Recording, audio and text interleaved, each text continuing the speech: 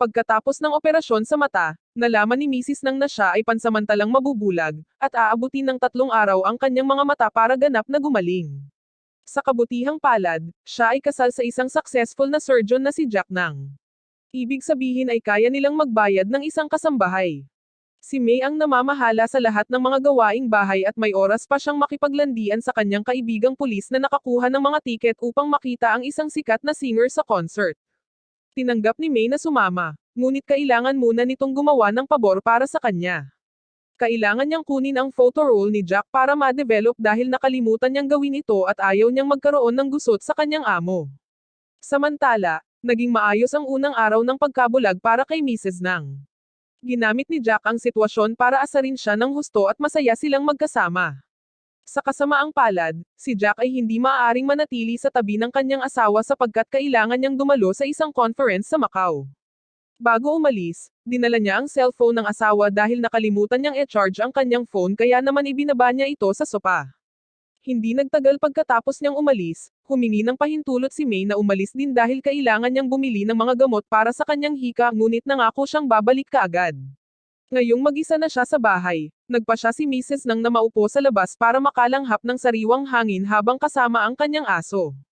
Muntik nang makawala ang alagang hayop ngunit nahuli ito ng isang lalaki na nagngangalang Sam, na agad na itinali ang hayop sa doghouse. Nandito si Sam para makipakita kay Jack, magkasama sila noon sa school at kinalaunan ay inoperahan ni Jack ang asawa ni Sam. Niyaya siya ni Mrs. Nang para mag-juice, ngunit tinulungan lang siya ni Sam na makapasok sa loob bago nagpas siyang umalis. Si Mrs. Nang ay nakatulog sa sopa at nagising kinagabihan at nalaman niyang umuulan sa labas. Hindi pa bumabalik si May na nakakabahala, ngunit ang bumabalik ay si Sam na nag-doorbell at nagpapaliwanag na hindi siya nakakakuha ng taxi dahil sa lagay ng panahon. Nang walang pag-aalinlangan, pinayagan siya ni Mrs. Nang na pumasok at makakain ng ilang pagkain kasama ang mainit na tsaa, pinahihiram din niya ito ng ilang damit ni Jack. Sa pagkapribado ng silid ng mag-asawa, tumatalon-talon si Jack sa kama habang kumakain ng makatas na saging, pakiramdam niya na para siyang hari. Pagkatapos, umupo si Mrs. Nang at Sam sa sala para mag-usap sandali. Ibinahagi ni Sam ang katotohanang siya ay nagtatrabaho sa isang printing house at kung gaano niya kamahal ang kanyang asawa. Bagamat nang sa una ay malambing itong nakikipag-usap sa kanya, hindi nagtagal ay nawala ito at nagsimulang magreklamo tungkol sa katotohanang hindi niya ito hinayaang hawakan siya dahil sa tinte sa kanyang mga kuko. Nang mapagtanto niya ang kanyang ginagawa, agad siyang humingi ng tawad at nagpas siyang umalis dahil sa wakas ay tumigil na ang ulan. Habang sinusubukan niyang bumalik sa kanyang mga nakagawiang gawain, nararamdaman ni Mrs. Nang na may sumusunod sa kanya. Nagpasya siyang huwag pansinin ito sa ngayon at maligo, ngunit hindi talaga nagkamali ang babae. Si Sam nga ay nasa bahay at naliligo kasama niya. Pinananatili niya itong tahimik at hinahayaan ang kanyang mga kamay na gumala sa paligid ni Mrs. Nang hindi ito hinahawakan. Gayunpaman, hindi niya mapigilan ang sarili at dinuraan siya ng tubig, dahilan para matarante si Mrs. Nang. Tumakbo si Sam palabas, ngunit nang maingat na bumaba si Mrs. Nang para tingnan kung ano ang nangyayari, nagpakita si Sam na nagkukunwaring bumalik mula sa kalye at nagdrama na nakikipaglaban siya sa estranghero at pinapalayas ito sa bahay. Pagkatapos, naglagay si Sam ng gamot na pampatulog sa isang basong gatas na ibinibigay niya kay Mrs. Nang para tulungan siyang kumalma bago lumabas, na nagkukunwaring nagbabantay sa nanghihimasok. Pagkaalis niya, nilock ni Mrs. Nang ang pinto at sinubukang gamitin ang telepono sa nightstand, ngunit naputol ang mga wire. Sa sandaling iyon, ang gamot ay yumapekto na at siya ay nakatulog. Kinaumagahan, nagising si Mrs. Nang at nalamang kumakain si Sam sa kanyang kama. Dinadala niya ito sa baba kung saan naghihintay na ang almusal, ngunit ayaw kumain ni Mrs. Nang hindi muna pumunta sa pulis. Para pakalmayan siya, kinuha ni Sam ang telepono at nagkunwaring tumatawag ng pulis. Dahil nasubukan niya ito kagabi, alam ni Mrs. Nang na hindi ito gumagana at sa wakas ay napagtanto na si Sam ay masamang tao. Sinubukan niyang paalisin siya sa pagsasabing malapit nang bumalik si Jack, ngunit alam ni Sam na wala siya at nasa biyahe dahil 1 taon na niyang pinaplano ito. Kinidnap din niya si May at nilagay siya sa trunk ng kanyang sasakyan. Nagpanik si Mrs. Nang at sinubukang lumabas ng bahay, ngunit nalaman niyang nakalock ang lahat ng labasan habang si Sam ay nag-alboroto dahil kinagat siya ng daga. Pagkatapos ay nagpa siya si Sam na gamitin ang mamahaling sigarilyo ni Jack habang nililinis ni Mrs. Nang ang kalat na ginawa niya. Habang naglilinis, lumapit si Sam para asarin siya at tanungin siya ng mga hindi naaangkop na tanong tungkol sa kanyang panloob na mga pagnanasa. Iniisip kung may nagustuhan na ba siyang lalaki maliban kay Jack. Sa kalaunan ay itinulak niya siya pababa upang subukang maging abala sa kanya, na nag-udyok kay Mrs. nang nakumuha ng fire poker upang ipagtanggol ang sarili.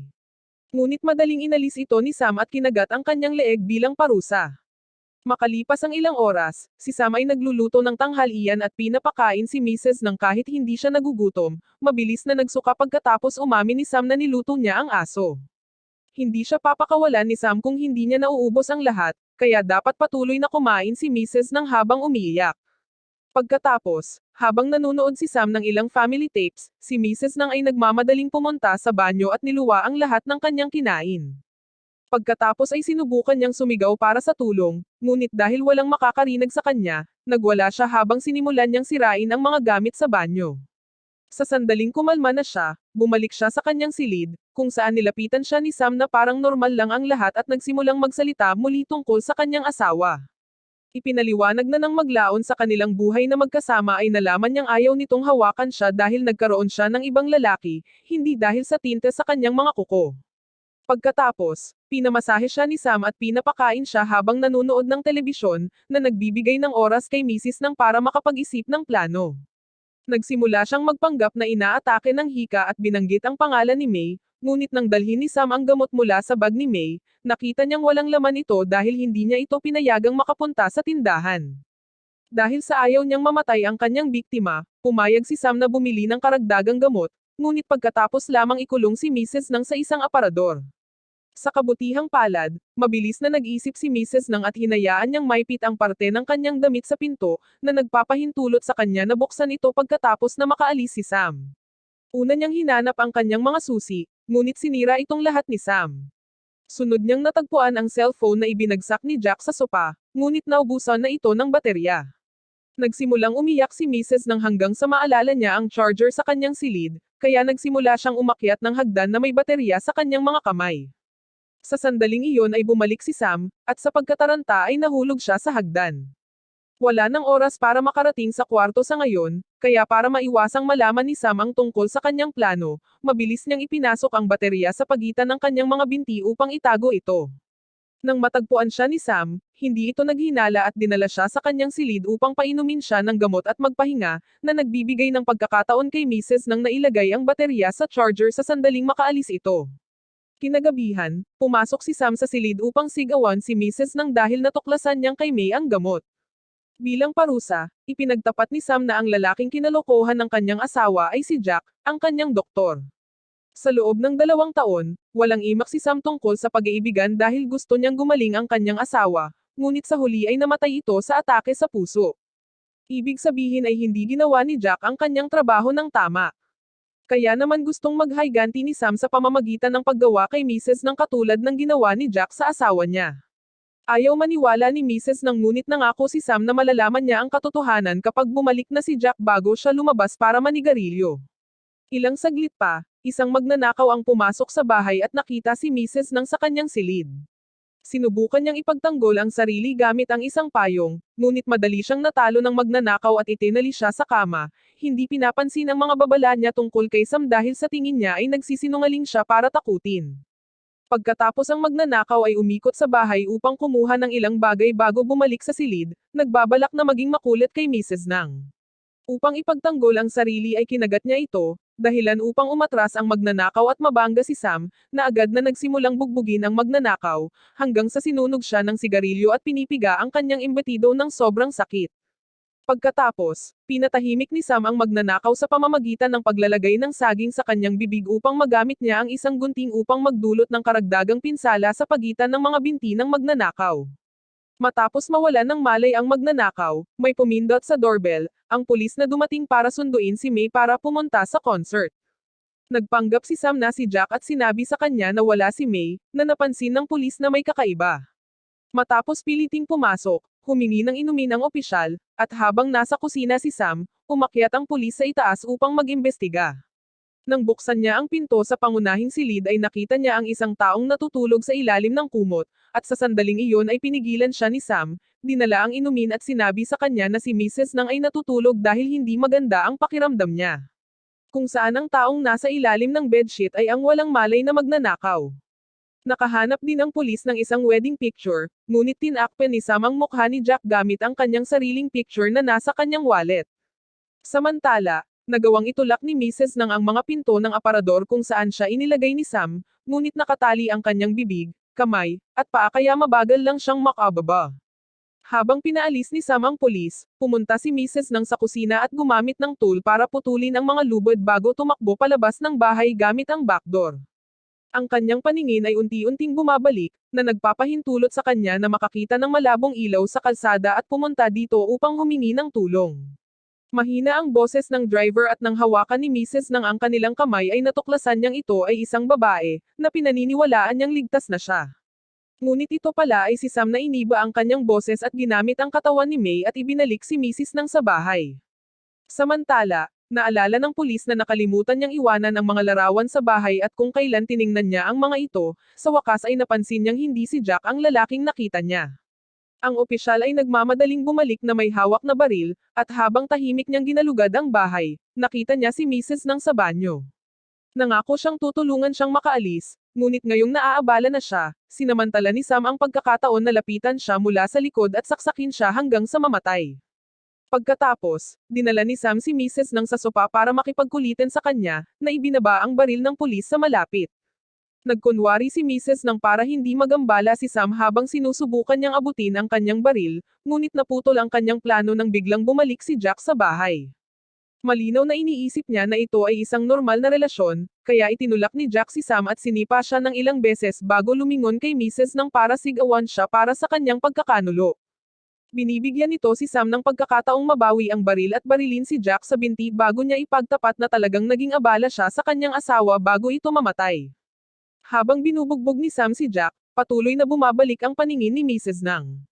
Malabo pa rin ito ngunit pinahihintulutan siyang makahanap ng fire poker at tinamaan nito si Sam. Sa kasamaang palad, hindi ito sapat para pigilan siya, at kinuha lang ni Sam ang poker mula sa kanya bago bumalik sa paghagupit kay Jack.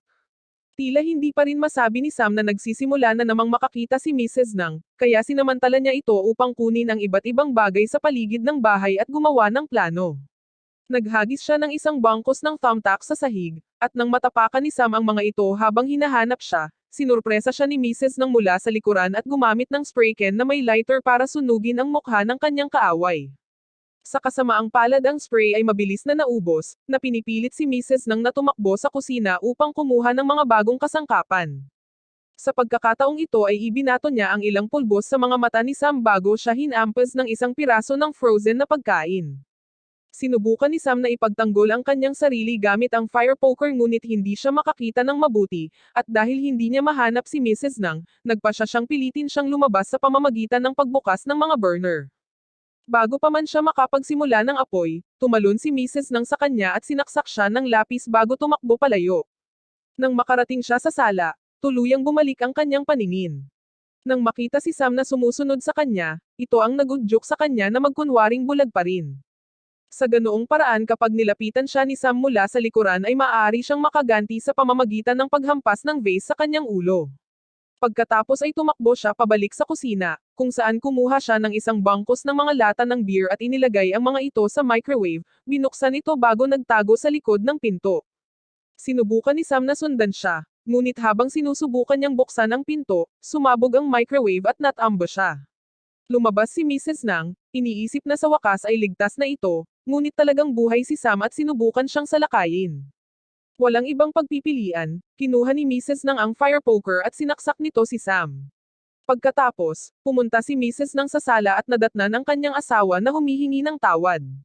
Tumanggi si Mrs. Nang napatawarin siya dahil kasalanan niya na isa na siyang murderer sa ngayon, ngunit habang papalapit siya para sigawan siya, natuklasan niyang si Sam ang nasa likod ng katawan ni Jack na nagpapanggap bilang siya. Ito ang huling straw para kay Mrs. Nang, na sa wakas ay galit na sinimulan ang paghampas kay Sam ng fire poker hanggang sa mamatay ito ng tuluyan. Makalipas ang ilang linggo, si Mrs. Nang ay namumuhay ng isang malayang babae sa lungsod. Nang sinubukan ng isang lalaki na sumakay sa taxi na pinara niya, itinulak siya ni Mrs. ng palayo habang pinapaalalahanan siya na walang sino man ang dapat na tretuhin ang mga babae tulad ng mga mahihina para mabyuli.